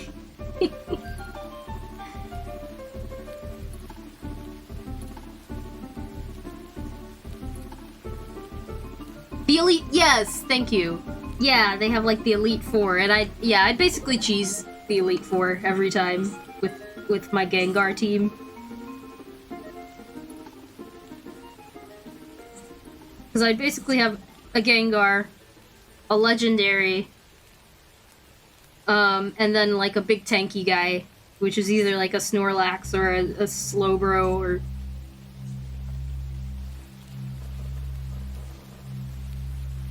Or Wooloo. I got whatever Wooloo becomes. I can't remember what Wooloo becomes, but Wooloo was probably my go-to backup for Gengar. Because, like, he could take nearly any hit. And yeah, that's just what I did for the Elite Four. Just, like, Wooloo everything. After cursing.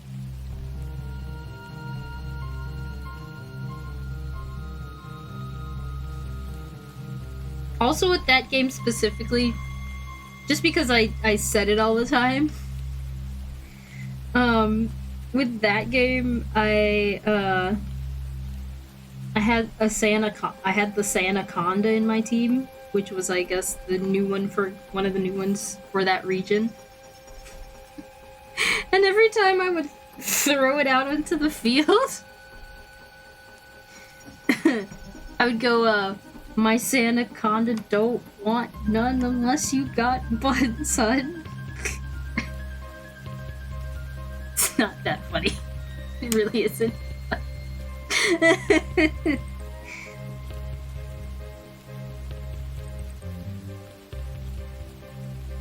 But yup. That was one of my other favorite Sanaconda.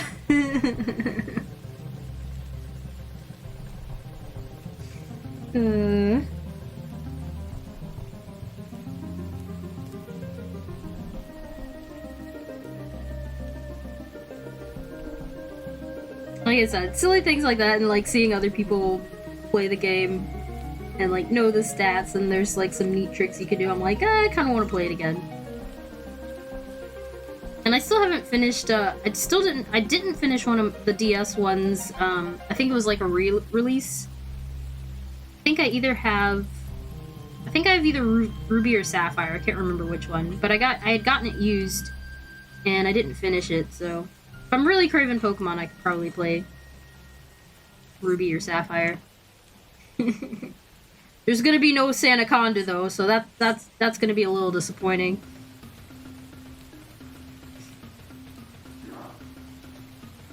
I can't make my Sanaconda jokes anymore.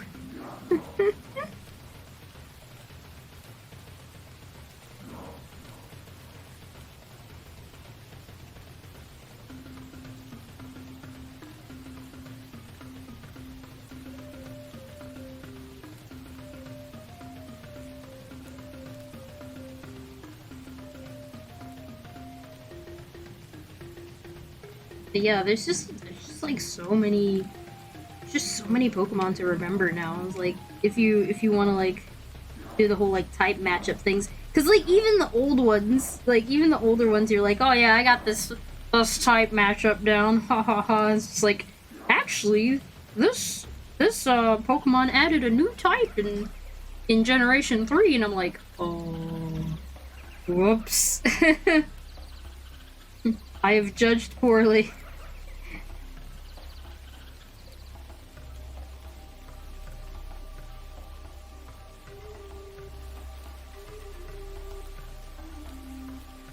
I think there's even like I was seeing on the videos there's a new Slowbro, and he's got like a gun arm. He's like Barrett, and he's got a gun arm. I'm like, who gave the Slowbro a gun arm? Who did it? Whose fault is this? Who gosh dang many? Yeah. It's crazy. Who's supposed to keep up with all that? Certainly not me. But yeah, that was pretty funny. Seeing the Slowbro with a gun arm. They gave him a gun!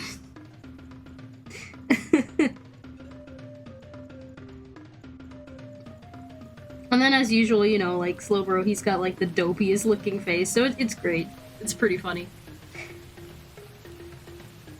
Like, they didn't suddenly give him, like, a mean, serious face, which would, like, ruin the funniness of it. I'm glad they're like, nope, he's still dopey.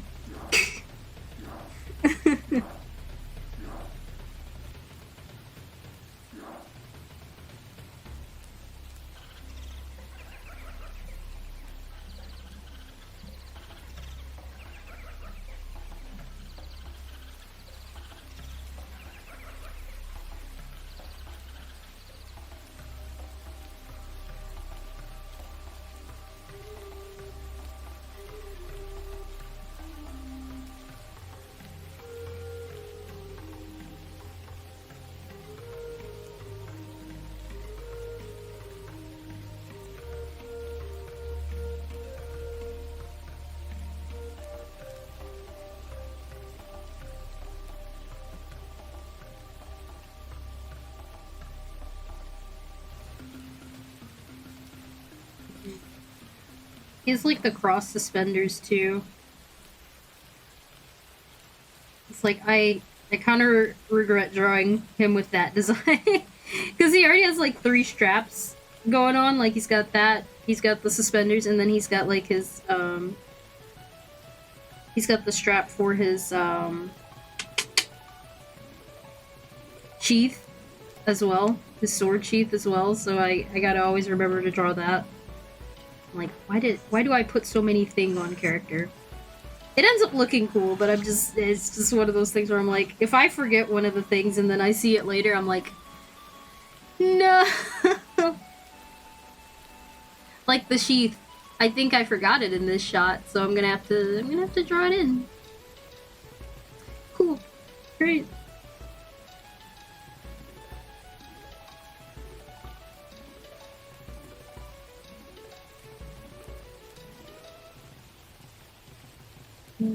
Probably should probably go across. Probably would scrape the ground, right? I'm like, who are you asking permission? Who am I asking permission from right about now?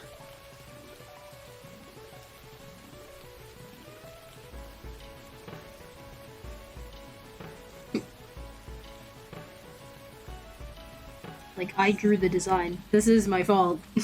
It's like, I made the design. This is my fault. Like, I did this to myself, so, I just thought it would look really cool, you know?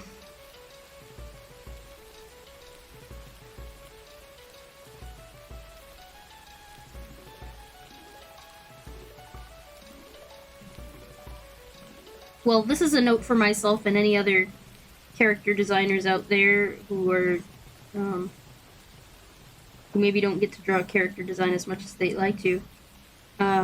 If you can, if you're not in a time crunch,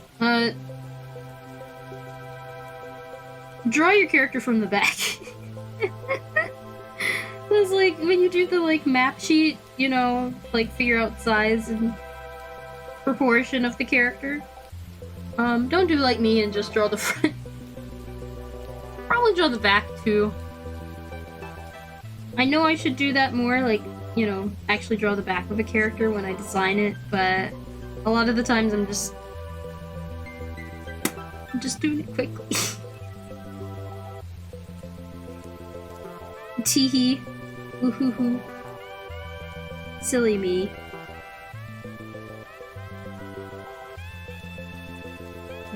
Don't be like me and have to draw a character from the backside and be like, okay, where would this go? Isn't there supposed to be something else back here? Oh yeah, whoops, a whole sheath.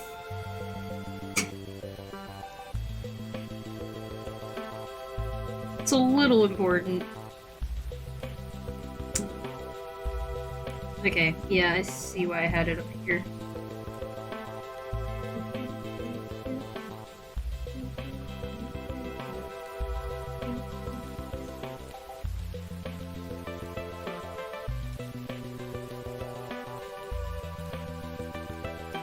Silly me, why would you ever want to show the character's face? Yeah. The most fun part of the character. Why would I want to ever draw that?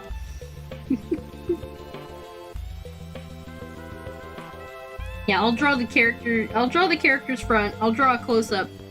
But drawing the back of a character, I shudder. I don't know if I can do it. My willpower to draw suddenly waning now that I have to draw a back of a character.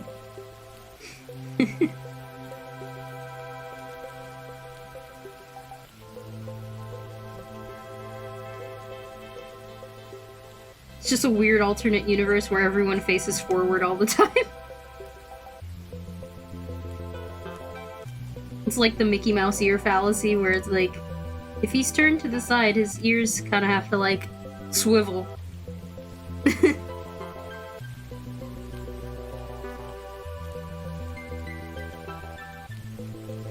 I'll design a character like that. Like, no matter where they are in space, the hair has to swivel. The chest has to swivel. Mickey Mouse's ears are so yeah.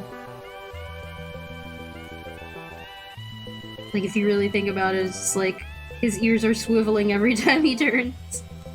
You may not see them from this angle. It is against law. You dare ever see Mickey's ears that way, you will be banished to the realm where Disney banishes everyone that makes them slightly angry. No!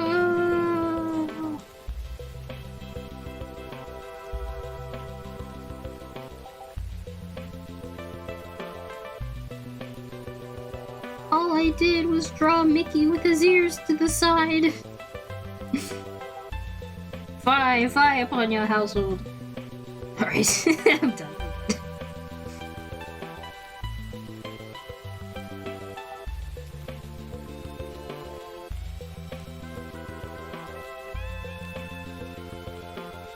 Alright. Profile of this feller. This very interesting feller I'm gonna have to draw for at least 20 more frames. I do like drawing his hair. That's probably the best thing I've been able to do with this character. Just have this, like, very long, ridiculous hair.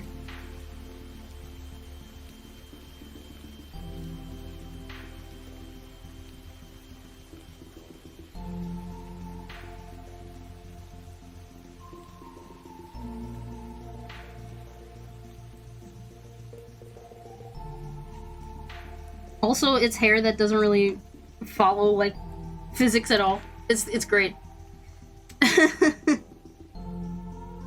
It's so much fun.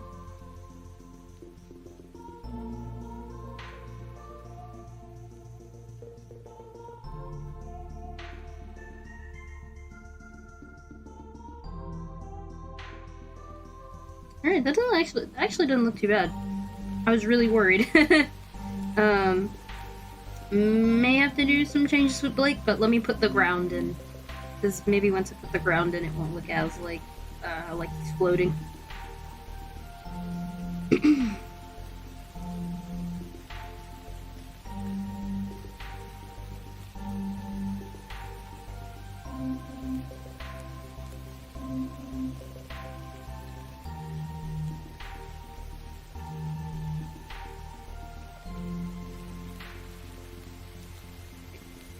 I think I was using reference for this. Because the sword tip is definitely more katana-like, and it needs to be a long sword.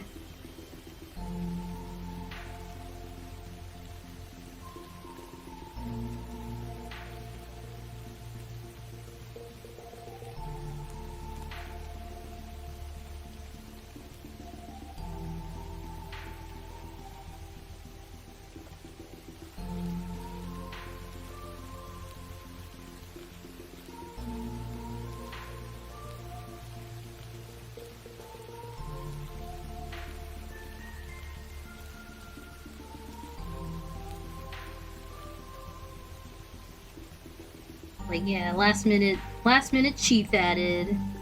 Looks great. Like, not even the part I have to worry about. It's literally like Blake's feet and the Witchblade, but like I said, once I get the ground in there, I'll get a better idea of what I need to do.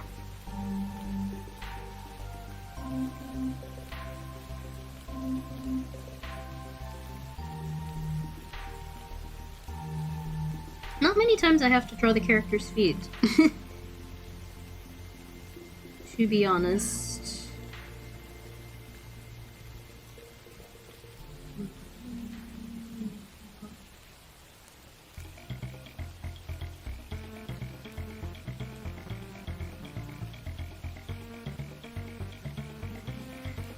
Kind of rushing arena.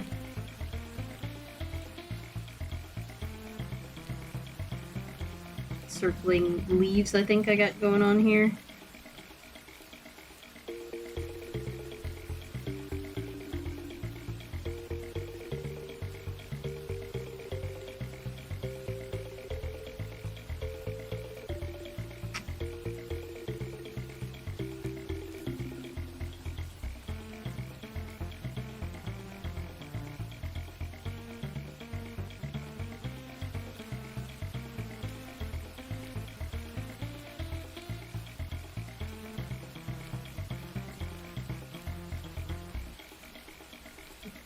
How are we doing? Oh! Alright, after I finish this panel, I'm gonna have to end it. I was like, how are we doing on time? I'm like, oh! Running a little long, actually. This panel in general, I knew was gonna take a while. And there's still definitely more I feel like I'm gonna have to clean up even after I say it's done for now. We're kind of rushing the background here.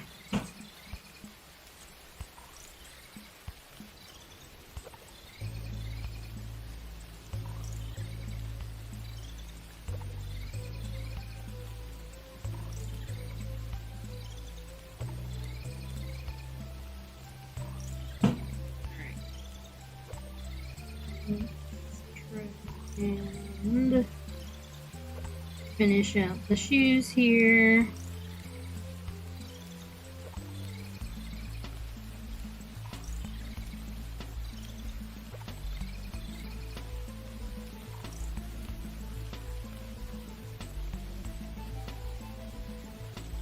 Right.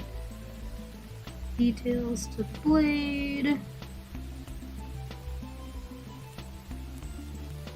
Details.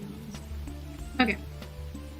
Alright, so we kind of have something here, and I'll probably end it right here, even though there's probably a couple things I'm going to want to fix. I think that looks pretty good, though. Say, I'm gonna rush the last sequence. Okay! Yay! Yeah! Yeah, I actually trusted the sketch and it actually doesn't look too bad. Probably change like a couple things in the background. Maybe this leg. But other than that, I like it a lot. And then this is our page from before. Just to kind of recap anyone who came in later. And that's what we did earlier. So, yeah. So, that'll be it for today. Any extra news I have I usually put on my Instagram. I will try and check my other social media, but that's kind of like on and off right now. But any news will be definitely on my Instagram for any art I'm doing, any shows I'm doing, any new frog and comic related things will all be there. So please follow that if you can. I try and stream every Wednesday. So I'll be doing art every Wednesday, and I've been trying to stream gaming every Friday. However, this Friday, I won't be here for gaming because I will be at a convention, Comic Conroe, in Conroe, Texas. So hopefully that should be good. Fingers crossed. And so I'm hoping next week I can maybe do 2 days of gaming. If not, then I'll just have my usual Friday, Wednesday, whatchamacallit, next week. So if you're looking for the gaming, that'll be next week. Anyway, thanks for stopping by today, and I hope you have an awesome rest of the week, and hope to see you next time.